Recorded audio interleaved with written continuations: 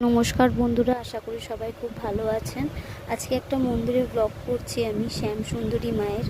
এটা মানিকতলা এই রোডটার মধ্যেই পড়ে। যাকে জিজ্ঞেস করবেন সেই বলে দেবেন।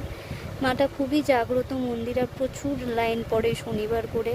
আর এখানে পুজো দিতে গেলে বা আপনার মনস্কামনার জন্য আপনি করতে গেলে, মানসিক করতে গেলে চাল, কলা, লেবু দিয়ে করতে হয়। আর এই মাকে 5 বছরের একটি বাচ্চা মেয়ে রূপে পূজিত করা হয়। বলে নাকি এখানে মা নিজেই আসে আর সবার মনস্কামনা পূরণ করে। আর এখানে নিয়ম হচ্ছে 28খানা শনিবার গিয়ে আপনাকে দেখতে হবে, পুজো দিয়ে আসতে হবে। আর এই মায়ের প্রচুর গল্প আছে, যেটা আজকে আমি শোনাতে পারছি না, কিন্তু আমি এইটা নিয়ে 2 সপ্তাহ গেছি। আমার মায়ের মুখটা খুব মিষ্টি লেগেছে, দেখতে খুব সুন্দর মা। আর একটু হলেও ইচ্ছে পূরণ করে মা।